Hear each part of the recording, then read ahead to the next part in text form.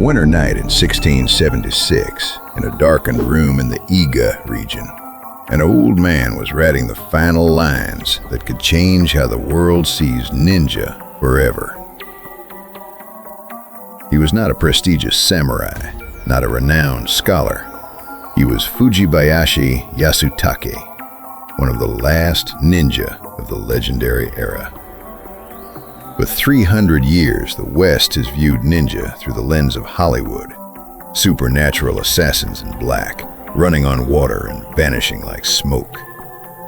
But what Fujibayashi wrote down was not magic. It was pure science, psychology, technique, and mathematics. He gathered knowledge from 49 different ninja lineages into 22 volumes called Bansenshukai. 10,000 rivers flow into the sea. This is not a book of legends. This is a military encyclopedia on the art of espionage, kept secret for centuries. Today, we will open this forbidden book to discover 6 secrets that real ninja actually used. And the final secret will explain why ninja truly vanished from history. Forget everything you've seen in movies. The truth is far more terrifying and brilliant. To understand this book, you must understand the era. By the late 17th century, the wars had ended. The Edo period brought peace, and ninja were becoming obsolete. The great clans of Iga and Koga were fading into history.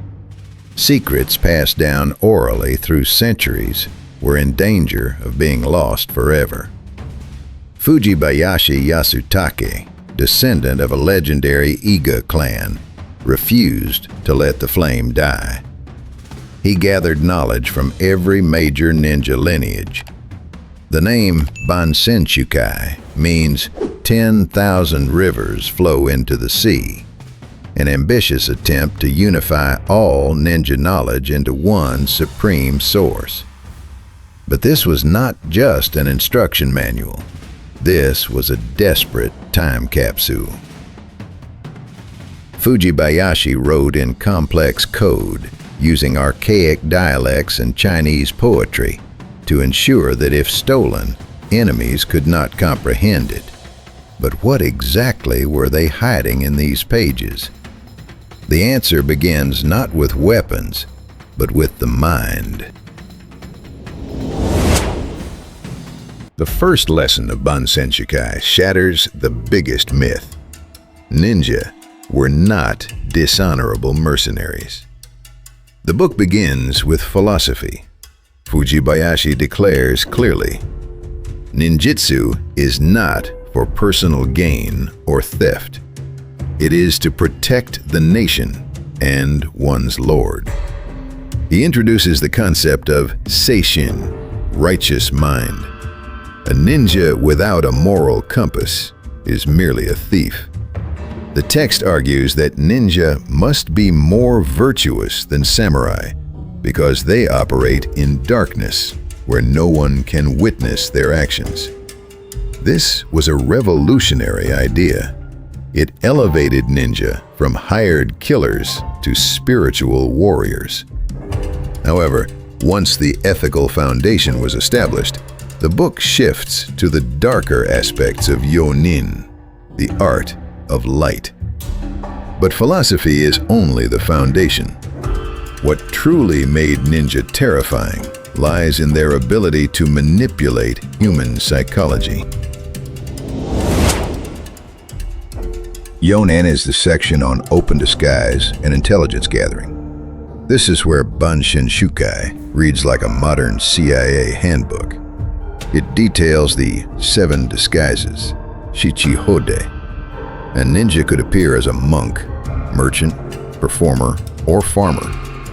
But disguise is only surface level. The book teaches kunoichi no jutsu, the use of women for infiltration, and emotional manipulation. The manual explains how to exploit the gojo of a guard, 5 desires: food, sex, greed, comfort, and ego. If the guard is greedy, bribe him. If he is proud, flatter him. If he is fearful, terrorize him.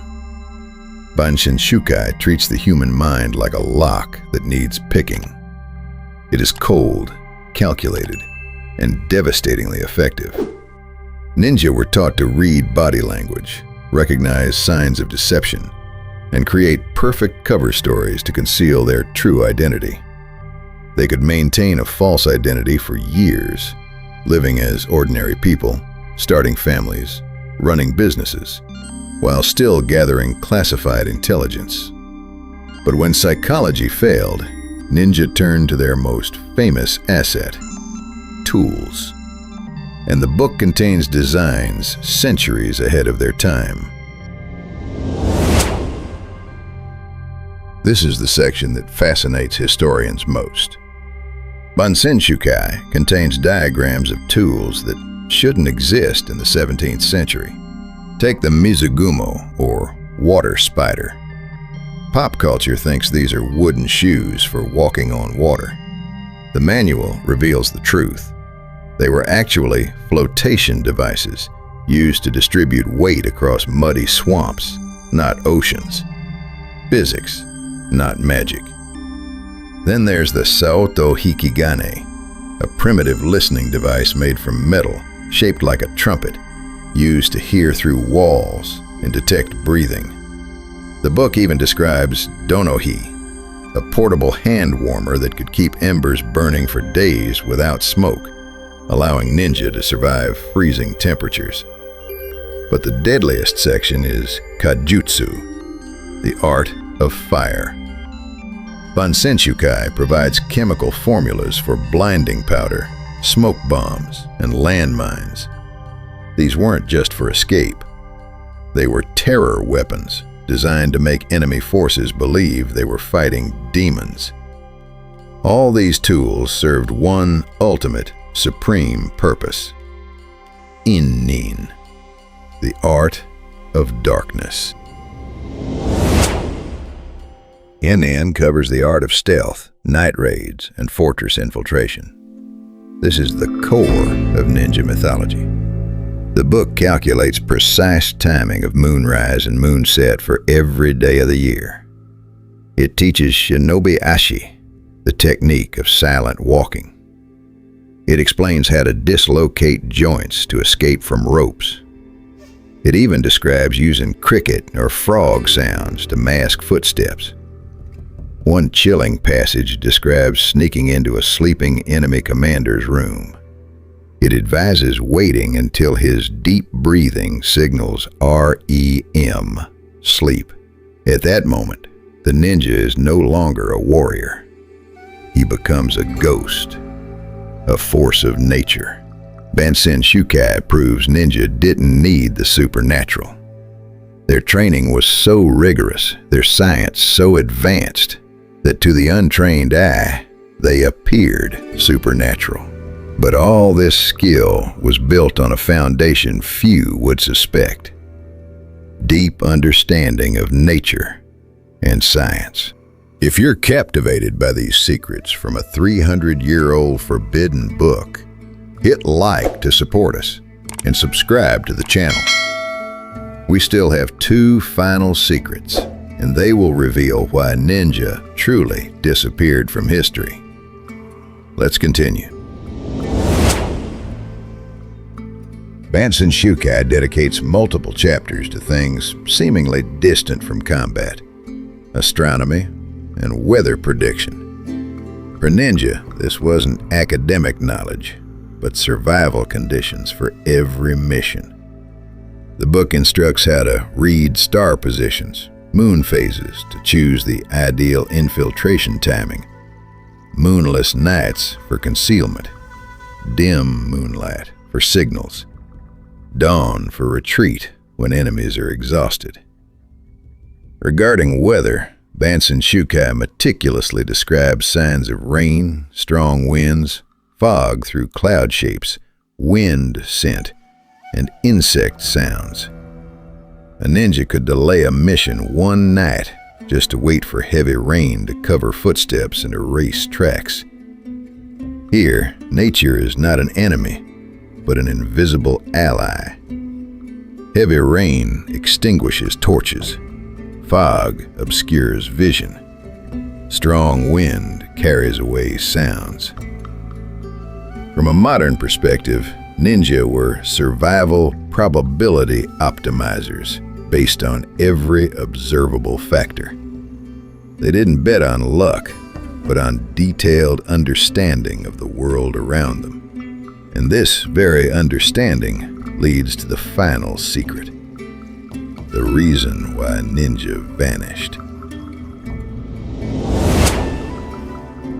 The final section of Bansenshukai carries a melancholic tone. Fujibayashi knew the ninja era had ended. He wrote, "In times of peace, ninjutsu becomes useless, but this knowledge should not vanish, or who knows what the future holds." It was that Tokugawa Shogunate deliberately eliminated ninja.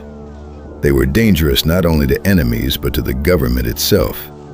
In 1637, after the Shimabara Rebellion, the shogun ordered the disbanding of most ninja units. Many were transferred to become police or firefighters. The Iga and Koga ninja clans were granted special permission to retain some members to guard Edo Castle.